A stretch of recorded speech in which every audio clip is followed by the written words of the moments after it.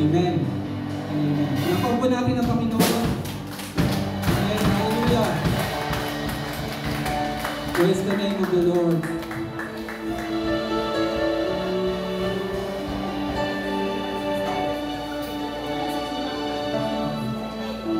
Amen. Tayo po makakaupo na sa presensya ng Panginoon. Maganda po ang ating pag-uusapan sa umaga ito. Exciting? Excited ba kayo? Excited po ba kayo? Amen. Alam natin, no, sa ating lipunan na ginagalawan ngayon ay marami tayong mga problema sa ating bayan. Nakaraan, masyadong naging laganap ang korupsyon sa flood control. Ano nga ba talaga yung layunin ng Diyos sa ating buhay? Politika ba talaga ang makakasolve ng problema ng ating bayan? Okay, pag-usapan po natin ang patungkol sa pamilya. Family's name. Siguro tinatanong natin,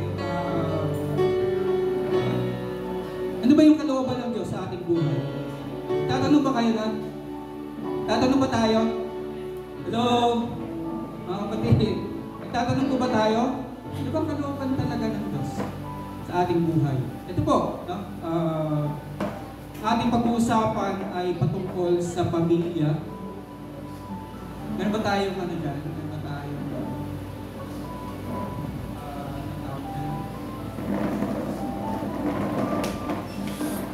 pag-uusapan po natin ang patungkol sa pamilya.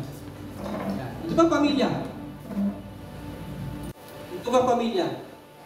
Nanay, tatay, anak. Diba?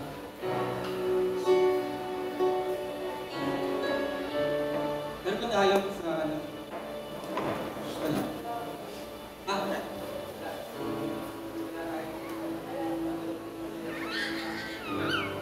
Okay. Ang pag-usapan po natin ay pamilya. Pag sinabing pamilya, nandun yung tatay, nanay, at nandun yung anak. Tama ba? Amen ba? Hello? Amen po ba? Yes. At sabi ng Panginoon ay lilikhain natin ang tao ayon sa kanyang wangis. Lilikhain natin ang tao. Let us create man in our own image. Alam natin na ang Panginoong Diyos ay Diyos Ama, Anak at Diyos Espiritu Santo. Pamilya. So, ganun din sa atin, no? Nandun yung pagiging, nandun po ang pagiging tatay, nandun po yung pagiging anak, at nandun po yung pagiging asawang babae. Kain natin ng tao, pag sinabing tao, ay lalaki at babae. Kain natin ayon sa ating wangis. At ang tao ay binigyan po niya ng isang misyon o isang trabaho. Isa lang po yung ating mga trabaho. Bilang pamilya at bilang ano ba yung kalooban ng Diyos ay isa lamang po yung ibinigay niya sa atin. Dapat masunod po natin kung ano man yung ninanais ng Diyos sa buhay natin. Amen po ba? Ganyan po ba kayo? Okay. Magsimula tayo sa Genesis, no? Genesis chapter 1 verse 26 hanggang 28. Pagkatapos sinabi ng Diyos, ito, sabi po niya, likhain natin ang tao ayon sa ating larawan. Ibig sabihin, nandun ang Ama, Anak, at Espiritu Santo. Ibig sabihin, nilikha niya rin ang tao ayon sa kanyang larawan. Merong babae, merong asawang lalaki, at merong anak o pamilya. Sabi rito, sila ang mamamahala sa lahat ng uri ng hayop. Mga lumalangoy, lumilipad, lumalakad, at gumagapang. Ibig sabihin, binigyan niya tayo ng trabaho na ayusin yung ating lipunan, yung ating pamilya, yung ating kapaligiran. Ito po yung kanyang nais gawin. No? At ito po ay ibinigay niya ang trabahong ito ay ibinigay niya sa pamilya. Sa nanay, sa tatay, at sa anak. Kung mababasin po natin, hindi sa politika, hindi may resolve yung kalooban ng Diyos ng pag-aayos ng ating lipunan, hindi sa politika. No? Kung maalala nyo yung storya ni Torre ni Babel, no? Sinubukan nilang tao na magtayo ng isang politika. Pero nabigo sila. No? Kasi sa pamumuno ni Nimrod, ito pong mga kasama niya ay merong iba't ibang interes na kanilang ginagawa. No? Kaya nga po, nagkaiba-iba sila ng lingwahe sa Genesis chapter 11. Nabasa niyo na ba yun? Torre ni Babel? Ha? Kasi iba-iba sila ng interes. No? Merong interes na itayo natin itong lugar na to, o ito yung simulan natin. So, kaiba-iba sila ng interes, so nagkagulo-gulo sila. Ibig sabihin, ginulo na ni Lord sila, nagkaiba-iba na sila ng lingwahe. At yung kanilang purpose na itayo yung mataas na building at nagkaroon sila ng pagkakaisa at abutin nila ang Panginoong Diyos, nabigo sila. So, ito po ay larawan ng isang politika na hindi magpo-prosper. Maliban na lang kung yung namumuno ay talagang masyadong malaking pagbabago ang mangyayari. Pero ang pinakasusi ng pag-aayos ng lipunan ay ang pag-aayos ng ating pamilya. Tignan po ba? Unawaan niyo po ba ako? Walang gobyerno kung walang pamilya. Sabi niya dito, so binigay niya yung kanyang isang layunin at isang utos. Ito po yung kanyang layunin. Kung tayo po'y nanalangin, ano ba yung layunin ng Diyos? Ito po. Sabi niya, verse 27, kaya nilikha ng Diyos ang tao na lalaki at babae ayon sa kanyang wangis. At binasbasan niya sila. Sinabi niya, magpakarami kayo para mangalat ang mga lahi ninyo at mamahala sa buong mundo. Sa English po ay be fruitful. Kailangan natin improve yung ating mga sarili. Sa Tagalog kasi ay pakarami, pero ang kahulugan nito ay maging mabunga tayo o improve natin yung ating mga sarili. Sabi niya dito ay at mamahala sa buong mundo o manage the earth o pamahalaan ninyo ang inyong ano man ang inyong nasasakupan, maging ang inyong lipunan at pamahalaan nyo ang lahat ng mga hayop. So mapapansin natin na sinabing pamamahala dito ay pamahalaan ang mga hayop. Wala tayong otoridad para pamahalaan yung ibang tao. Meron lang tayong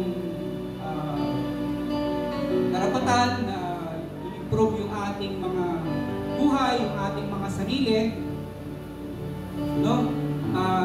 Sa pamamagitan ng pag-aayos ng ating kapaligiran. Ang pamilya ay susi ng pag-aayos ng ating lipunan. So, isabihin ay isa lang yung ibinigay sa atin ng ating Panginoong Diyos, yung kanyang layunin, ayusin ang ating lipunan. Paano naman natin maayos ang ating lipunan? No? Mapapansin po natin, ito ay ibinigay niya sa pamilya.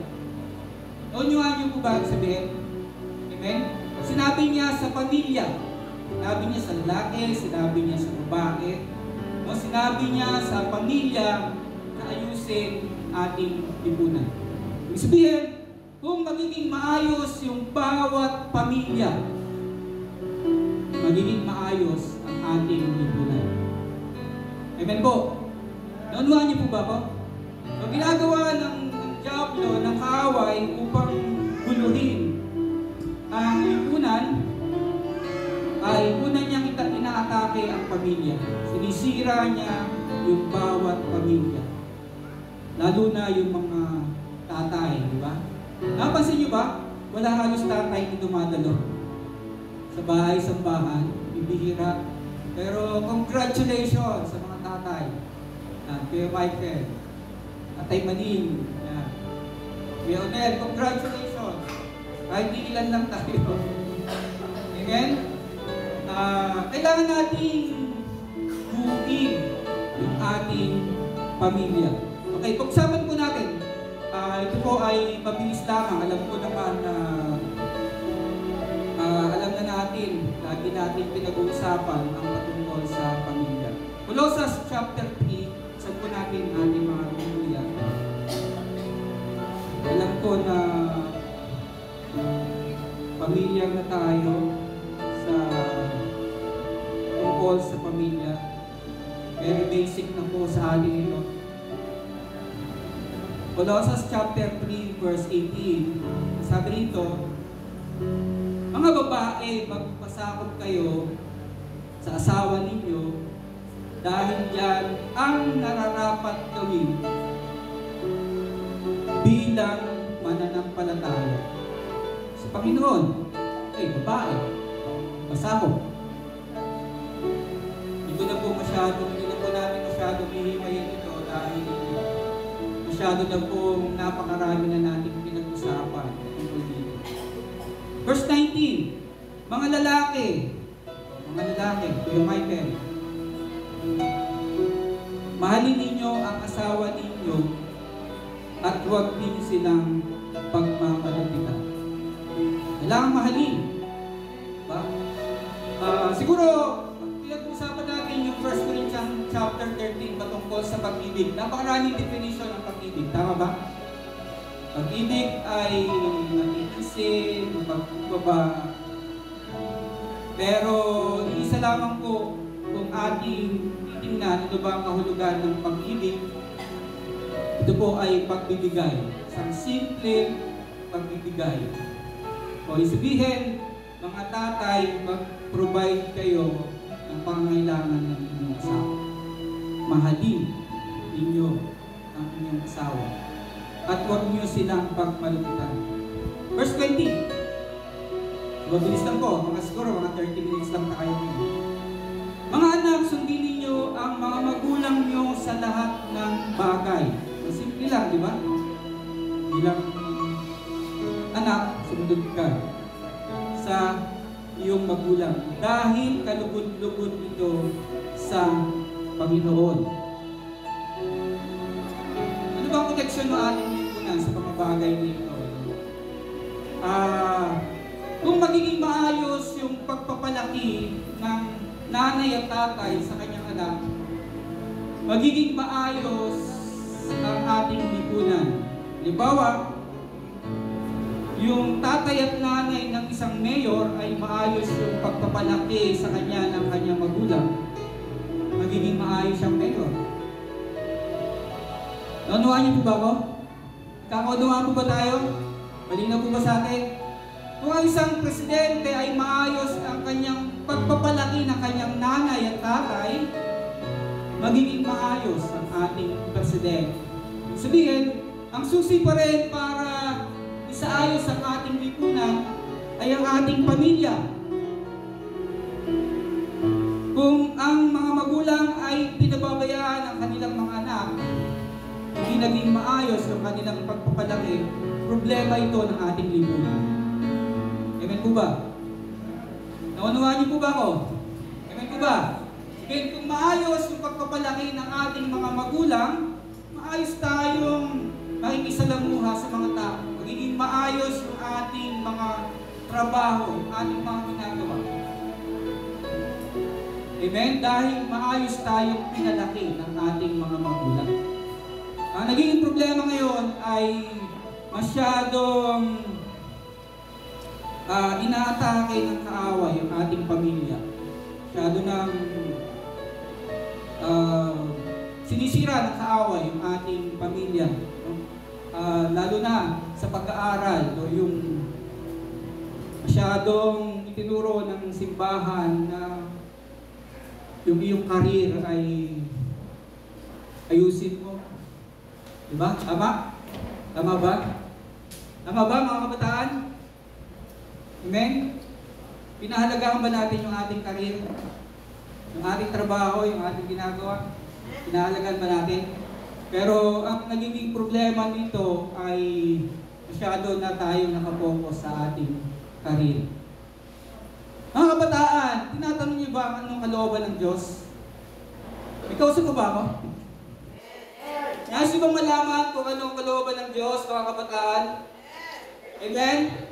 Ang kalooban ng Diyos ay mag-asawa kayo at magkaroon ng pamilya. Huwag kayo magpakatandang dalaga, huwag kayo magpakatandang inata.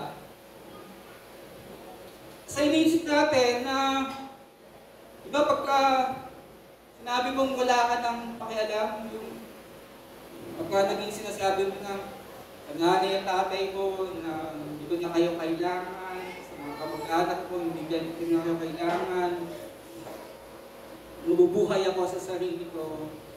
Diba? Pero hindi yon ang plano ng Diyos. Kasi ang sabi ng Diyos, it is not good for a man to be alone. Hindi mabuti sa isang tao na siya ay nag-iisa. Naalala nyo yung isang lalaking mayaman, sabi niya ay napakarami na ng aking ani. Sabi niya, ang dami na ng aking ani. Ano bang aking dapat gawin? Alam ko na. Sisirain ko yung napakarami kong kamalig na maliliit at magtatayo ako ng isang napakalaking kamalig. At sasabihin ko sa aking sarili, wala na akong kailangan. So pag sinabi mong hindi mo na kailangan, yung mga taong nakapaligid sa iyo at wala ka ng kailangan, ang sabi ng Panginoong Diyos sa kanya, hangal. Ngayon, King, kukunin ko na ang iyong buhay. So madadali ng iyong kailangan. Amen? Ibig sabihin, tayo po ay nilikha ng Diyos na kailangan nating makisalamuha sa ating kapwa-tao. Amen? Lalo na sa ating pamilya. Kailangan natin ang ating pamilya. Amen? Amen po ba? Aliwanag po ba? So meron tayong 5 katotohanan na dapat nating i-balanse sa ating buhay. Una, yung ating pamilya. Siyempre, kailangan yan. No? May sayos natin yung ating pamilya. Pangalawa ay pananampalataya. No? Kailangan ay magkaroon din tayo ng pananampalataya sa Diyos. Pangatlo, siyempre, kailangan natin kumita ng pera para ikaguyod ang ating pamilya. Hindi naman pwede na magkakasama lang kayo, diba? Wala kayo makakain. So, kailangan tumayod, kailangan magtrabaho. Diba? Amen? So, binabalansin natin yan. Kailangan magtrabaho at kumita ng pera para may taguyod natin ang pamilya. At hindi lamang po trabaho at hindi lamang pagkita ng pera, siyempre kailangan natin ng pananampalataya. Amen po ba?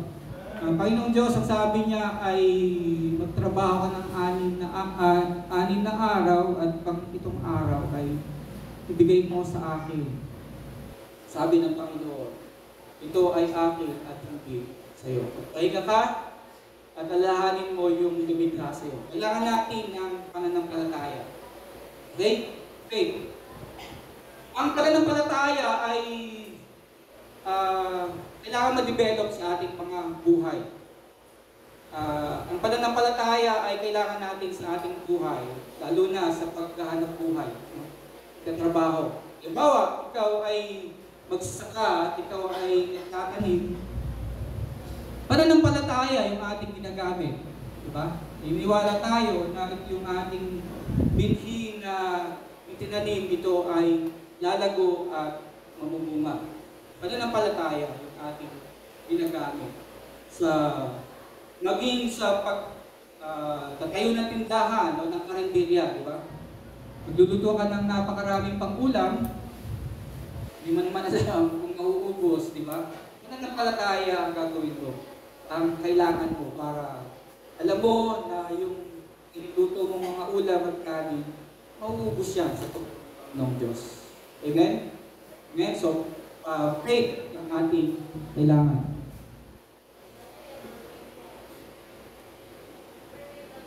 Hallelujah. Okay. Medyo nawawala po yung ating. Kailangan natin ng faith.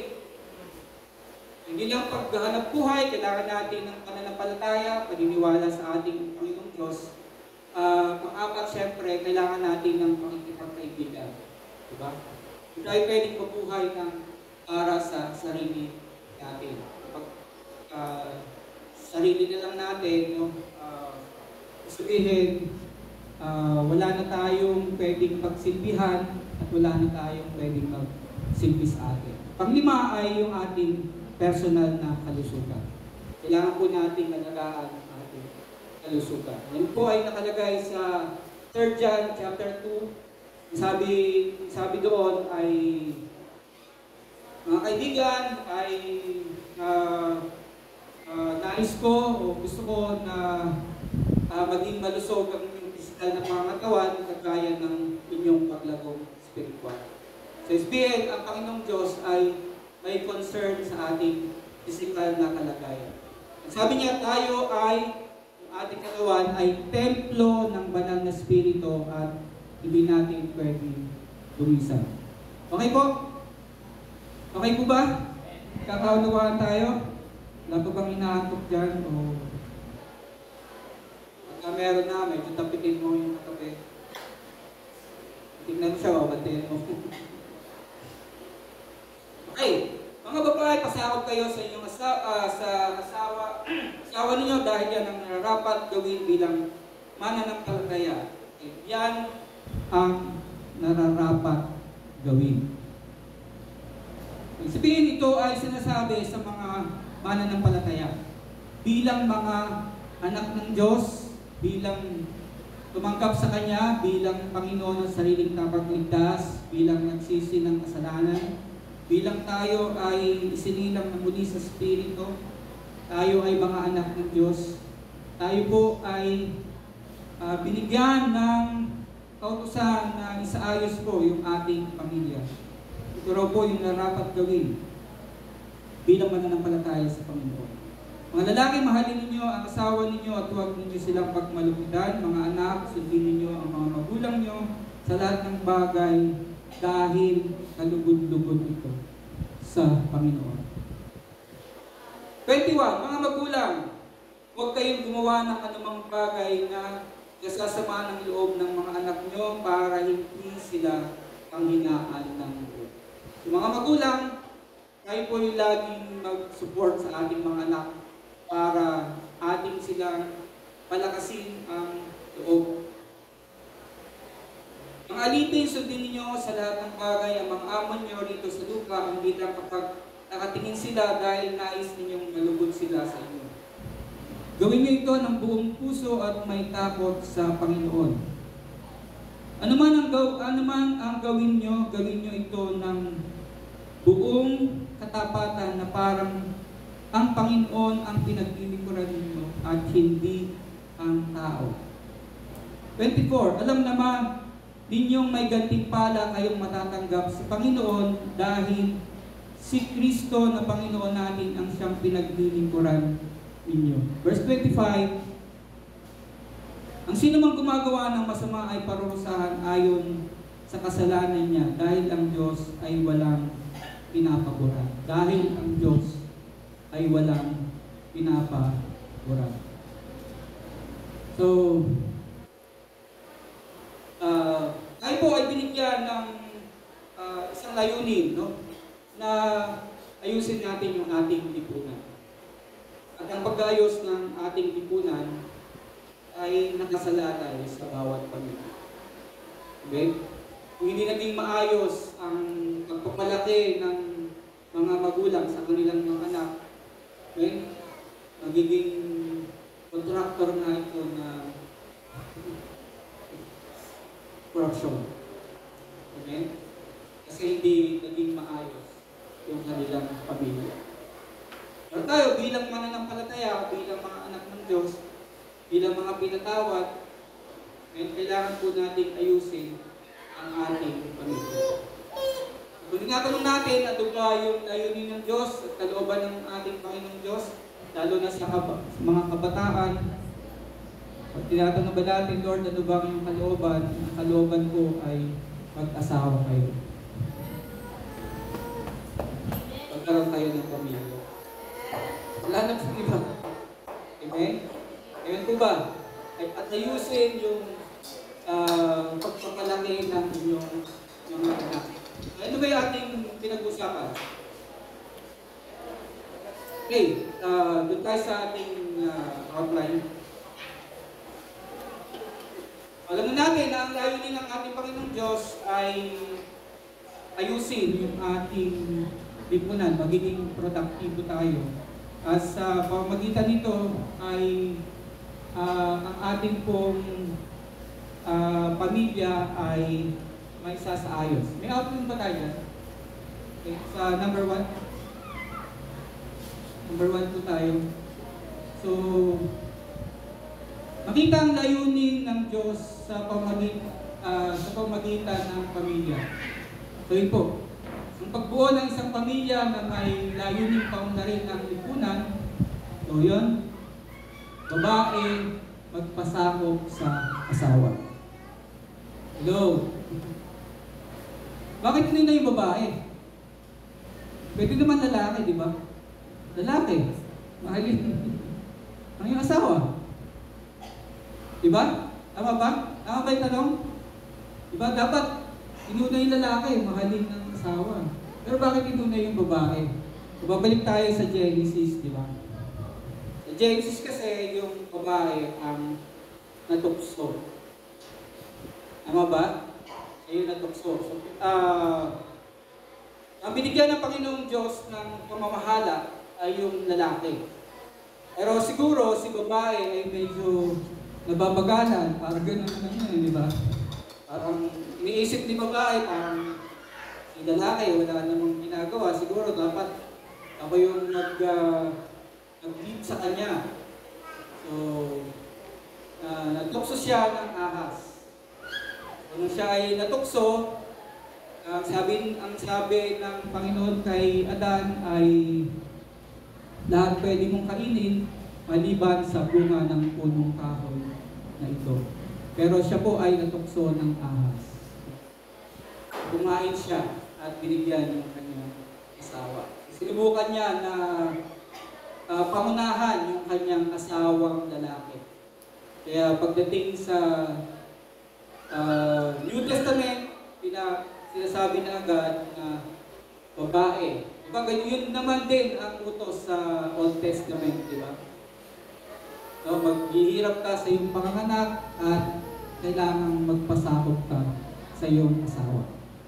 Amen po ba? Liwanag po ba mga kababaihan? Amen? Kahit na iniisip mo na medyo mahina yung asawa mo, iniisip mo wala siyang leadership, pero kailangan mo pa rin magpasakop sa kanya. Lalaki, mahalin ang asawa. Anak, sundin ang magulang sa lahat ng bagay.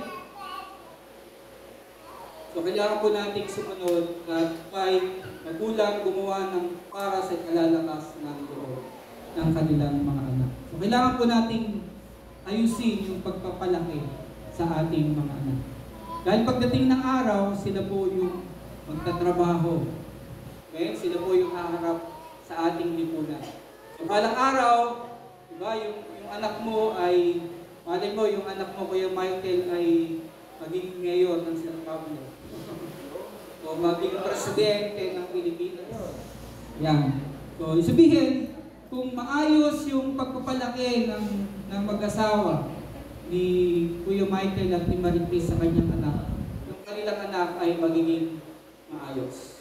So, ang susi pa rin ng pag-aayos ng ating lipunan ay ang bawat pamilya. Liwanag po ba? Okay, so ayusin natin yung ating pamilya. Alipin sundin ang amo. So next po. Next po sa ating outline. ginagawa ng isang spiritual na mananampalataya. So, mapapansin ninyo, ito po ay ginagawa ng isang spiritual na mananampalataya. So, ito po ay pinag-uusapan lamang sa pamilya ng Diyos. Tulad nga po yung lagi natin sinasabi, ang Biblia ay hindi po para sa lahat ng tao. Niniwala po ba kayo doon? Ang sabi ng Panginoon, kung may mababasa kayo sa Biblia na huwag mong ibigay ang perlas sa baboy. Hindi, ito ay yuyurakan lamang niya. Sabihin, may mga taong hindi naniniwala sa Biblia, hindi naniniwala sa banal na kasulatan. Bagamat ito, manapay ito ay kanilang niyuyurakan. No? Kaya po, ang Biblia ay para po sa mga anak ng Diyos. Ang Biblia o ang salita ng Diyos ay para sa mga mananampalataya bilang tayo po ay spiritual. Amen? Pag sinabi spiritual, ano ba yung sabihin? Ang sabihin ng spiritual ay puno ka ng pag-asa. Yung sabihin ng spiritual ay nag-exercise ka ng pag-ibig sa iyong kapwa. Diba? Meron tayo mababasa sa 1 Timothy, unang Timoteo chapter 5 verse 8.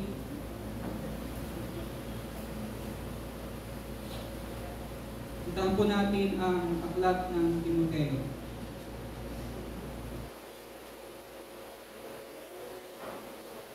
Chapter 5 verse 8. Sabi nito, unang Timoteo chapter 5 verse 8. Ang sinumang hindi kumakalinga sa sariling kamag-anak. So kung hindi daw tayo kumakalinga sa sariling kamag-anak, lalo na sa sariling pamilya.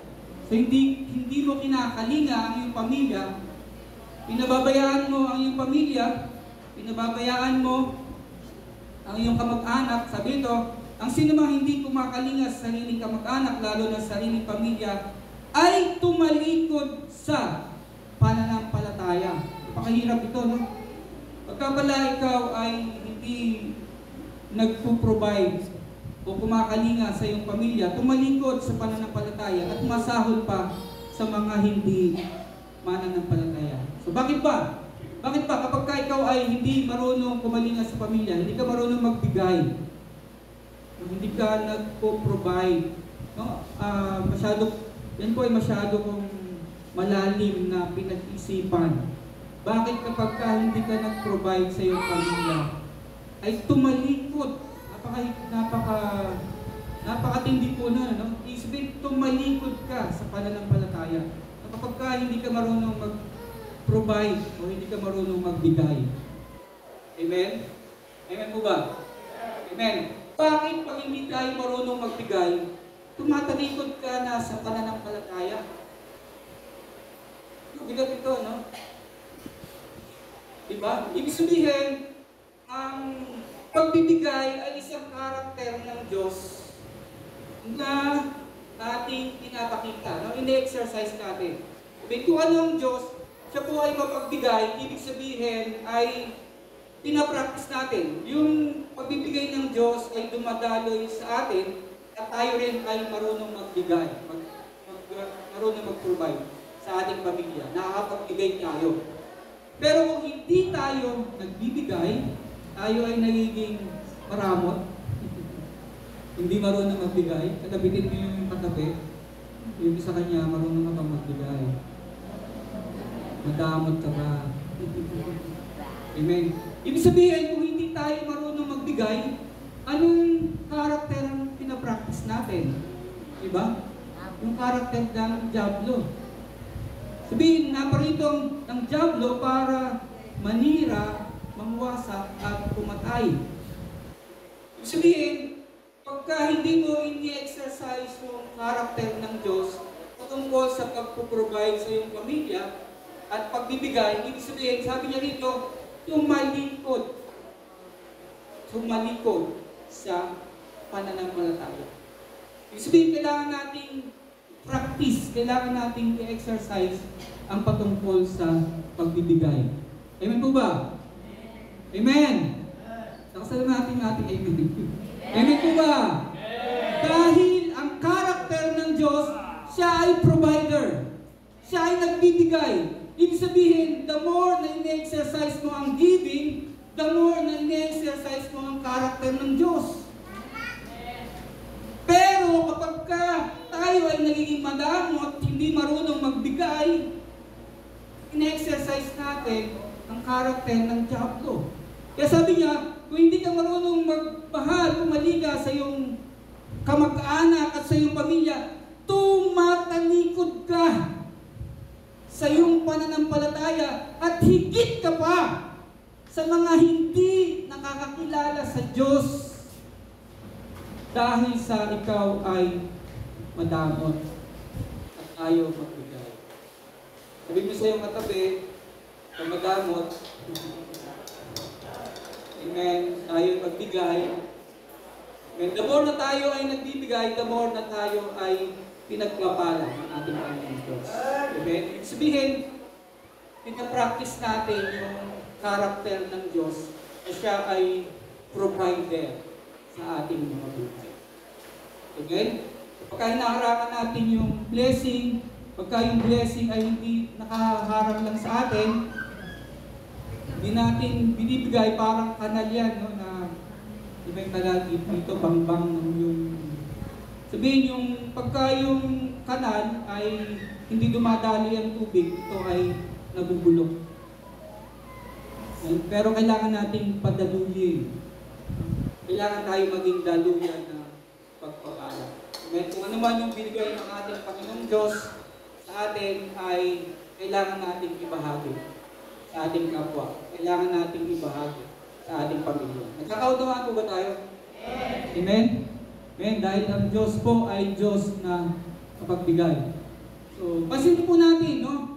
Number one, so pag tayo ay spiritual, kung spiritual, puno ka ng pag-asa, nag-exercise ka ng pag-ibig, marunong kang magbigay, marunong kang magpatawad, no? Isang spiritual naman na nampalataya. Sabi nito, dahil ito ay kalugod-lugod sa Panginoon.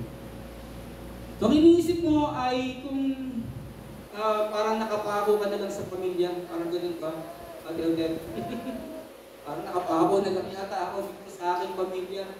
Pero ang sabi doon, pag inaayos mo ang iyong pamilya, ito ay kalugod-lugod sa Diyos.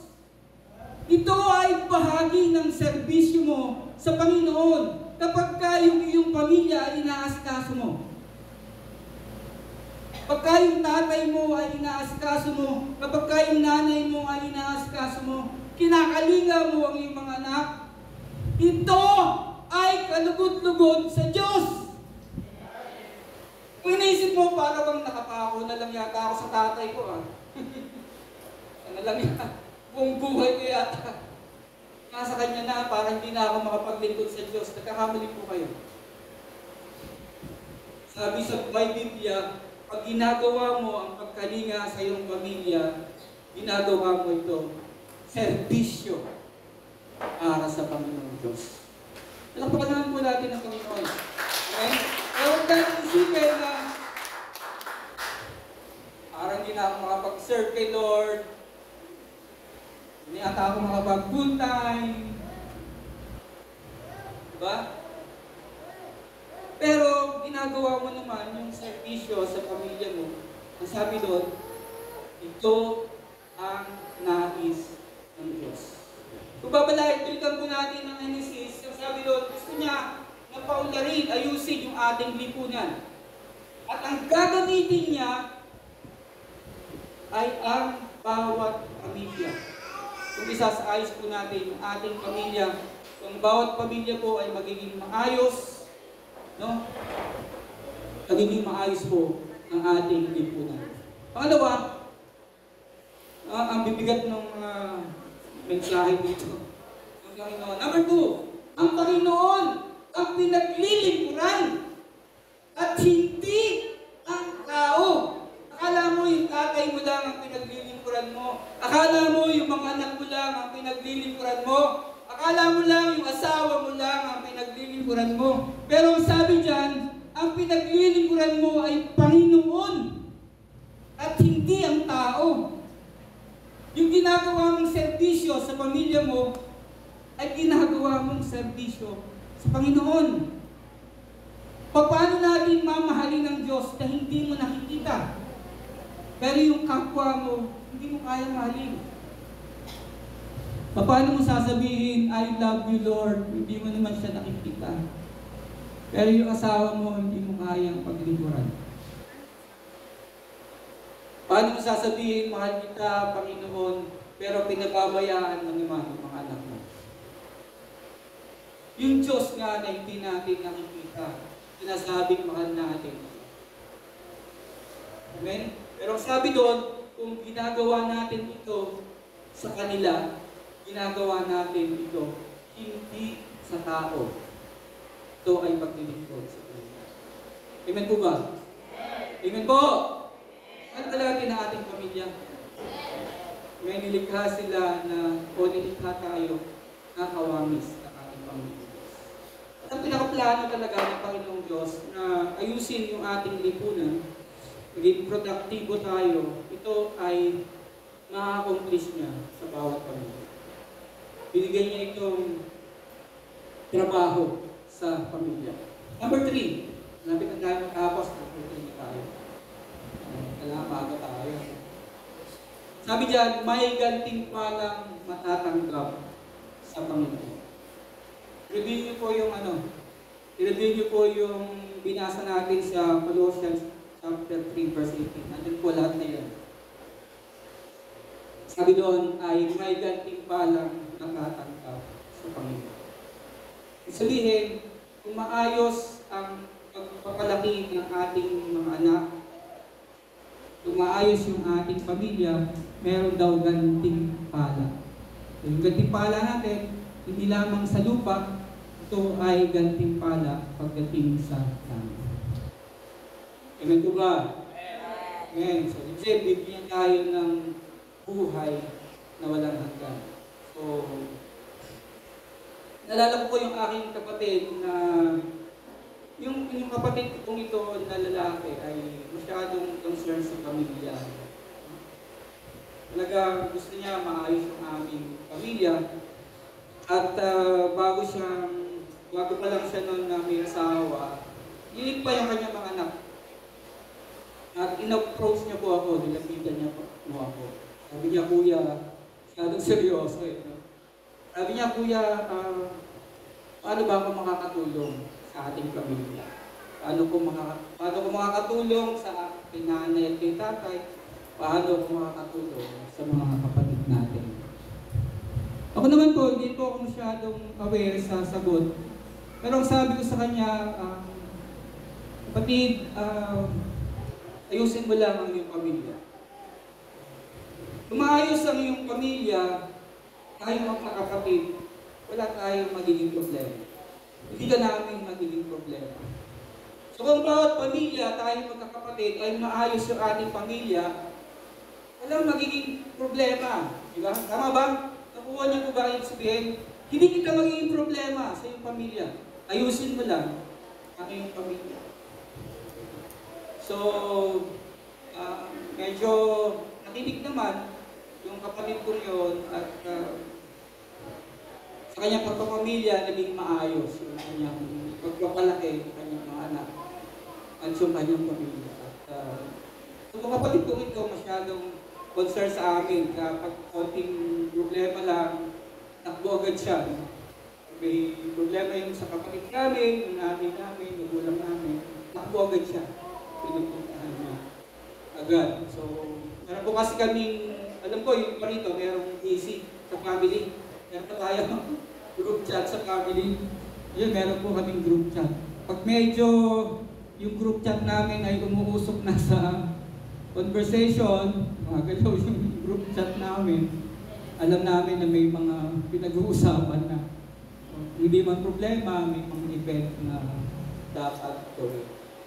So, kailangan po natin ayusin at i-resolve ng ating pamilya. So, may matatanggap, may dating palang matatanggap. At pang-apat ay dahil, ito po'y mabigat dito, no? Dahil ang Diyos ay walang inapakuran.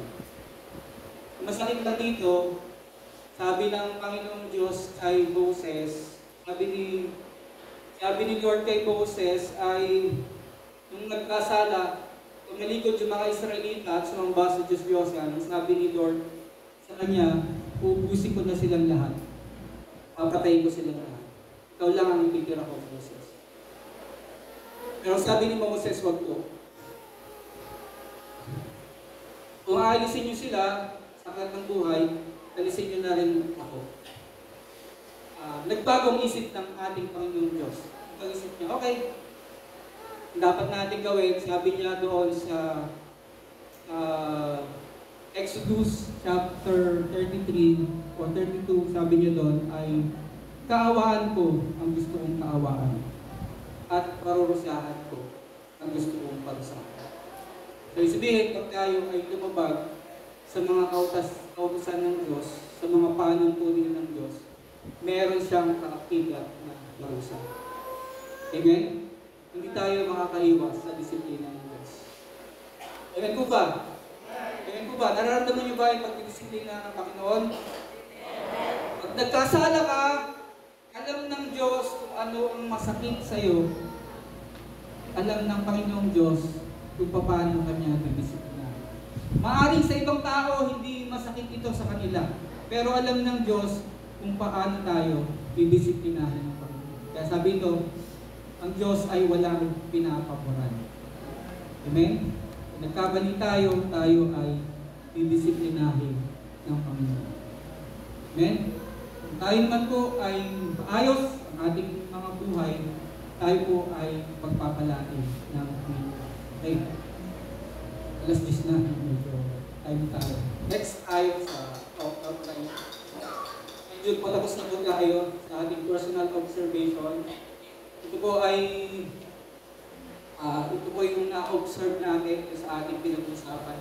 Sa Colossians chapter 3, sabi ito, bilang isang spiritual na mananampalataya, gawin natin ito ng buong puso, may takot sa Diyos, may nakakakita man o wala.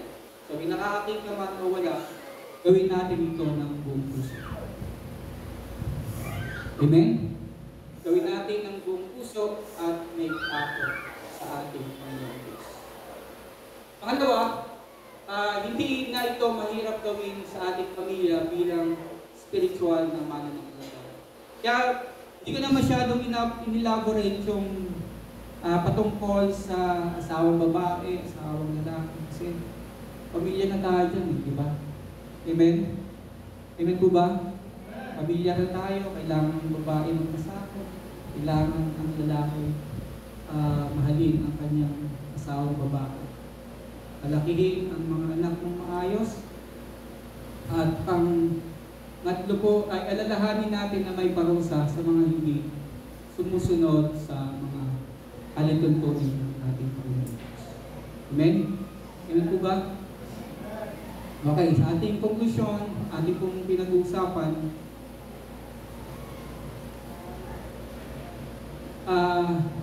matupad yung layunin ng Diyos. Ang layunin ng Diyos ay ayusin ang ating lipunan. So, paundahin yung ating mga buhay, ayusin ang ating lipunan, pero ang gagamitin niya ito, matupad ang layunin ng Diyos sa pamamagitan ng pamilya, ang pag-unlad ng ating lipunan. Ang susi pa rin po para maayos natin ang ating lipunan ay nagsisimula sa pamilya. Amen? Kung natin pabayaan ang ating pamilya.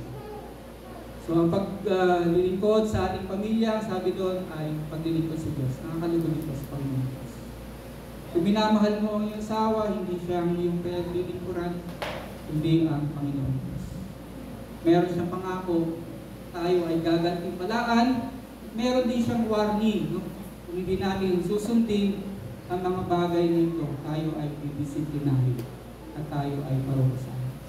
Tamang-tama po, meron tayong breaking of the bread, ang pagtira-tiraso ng tinapay, ay magdiretso na po tayo sa breaking of the bread. Dahil ito po ay pagbibigay ng warning. No? 1 Corinthians chapter 11, unang Corinthians chapter 11. Tayo po ay merong breaking.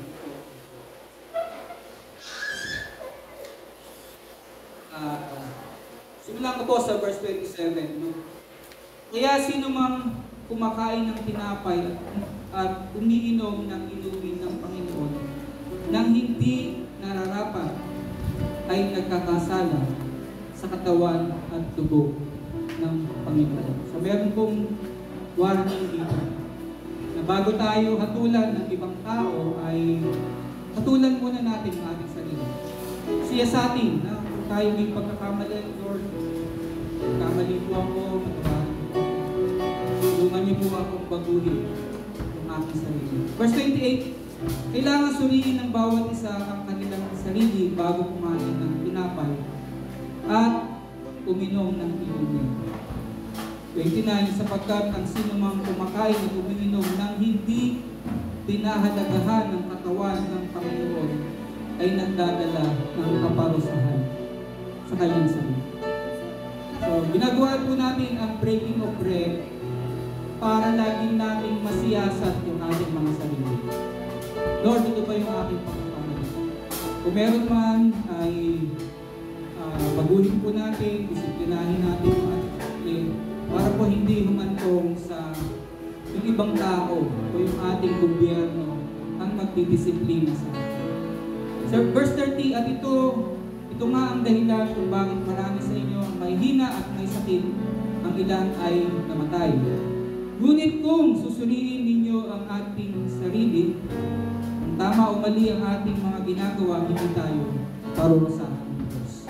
Kung tayo man ay pinarurusahan ng Diyos, dinidisiplina niya tayo upang hindi tayo parusahan kasama ng mga tao sa mundo. Ginagawa po natin yung breaking of bread para magkaroon tayo ng pagsisiyasat sa ating sarili. Na bago po tayo ang pagkakataon na hatulan ng ibang tao, hatulan muna natin ang ating sarili. Lord, nagkakasala po. Nawa kaming karapat-dapat makikita ng pagpipira sa tinatawag.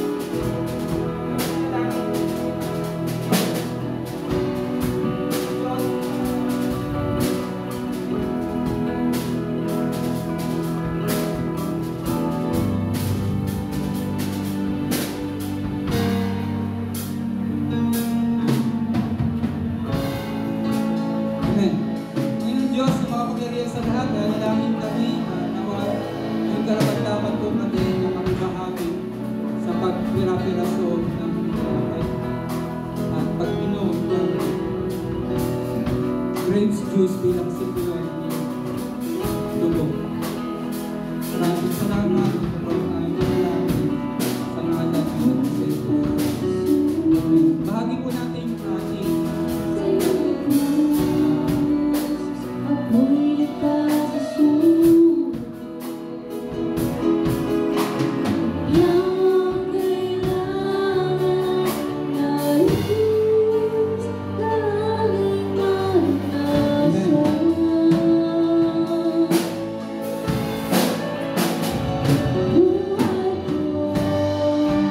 See